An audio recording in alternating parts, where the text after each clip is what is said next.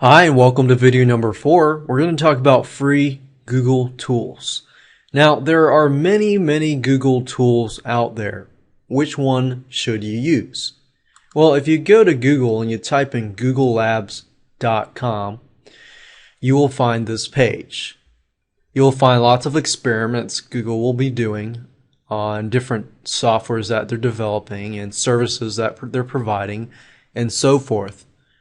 As you can see, Google is always developing brand new software ideas for Calendar Labs, Gmail Labs, Google Code Labs for developers, Map Labs, Google Wave, and so forth and so forth and so forth.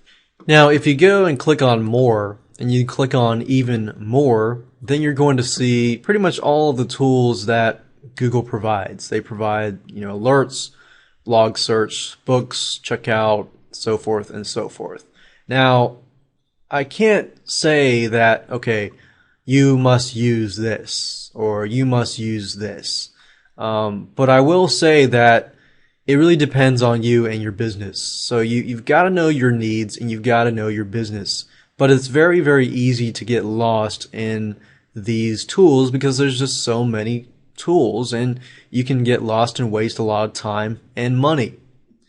Now, one tool that I use is Google Alerts, and I find that Google Alerts, I will say, is very useful if you're an online business and you're trying to keep track of what people are saying about you and perhaps what people are saying about your competition and so forth, so you can keep updated. This is blog search. I don't really need that as much. This is books. This is check out Google Chrome. Finance and so forth. But I found that out of all these, I would say Alerts is a good tool that you should use.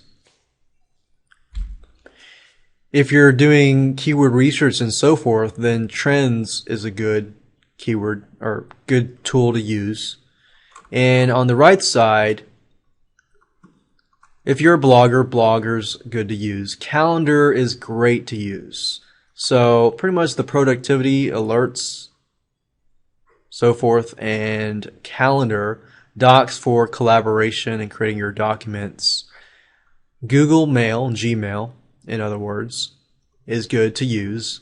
Gmail Talk is good to use if you have business partners that use it. And if you have a lot of customers, then I would recommend that you never actually give them your Gmail or GChat. Just give them your email address. Voice is good if you want to talk to people through the voice. But other than that, I think most of these are pretty much you don't really need unless your business needs it. So the less tools, the better. Now let's go to Gmail. Gmail has a bunch of cool tools that you can use. If you go to Gmail and you click on Labs, like Settings and then Labs, and I'll scroll this up so you can see it better. Gmail Labs basically enables you to pretty much do a lot of stuff. So enable Labs. You can enable or disable. And this enables you to create canned responses. So for example, if it says if you're lazy, you're not necessarily lazy, but if you write an email previously and somebody asks the same question in the future, then you might as well create a canned response. I enabled this so that I could create a document out of my email. So if an email is important, then I can create a Google document out of that and save it for later and so forth and send it to somebody. Google Calendar Gadget. This enables you to create appointments and access your calendar within your Gmail account pretty fast.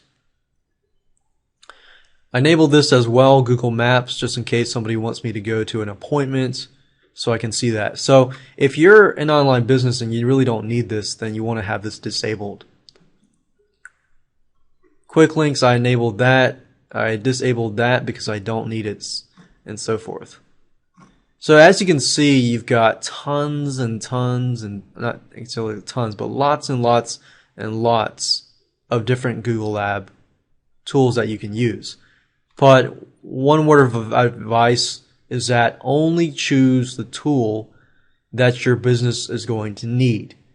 If you choose more than 5 or 10 tools, and that's just a given rule, if you choose more than that and you choose too many labs and Google Lab tools, then you're going to overwhelm yourself and then you're going to fail. And that's pretty much the pattern that most people take.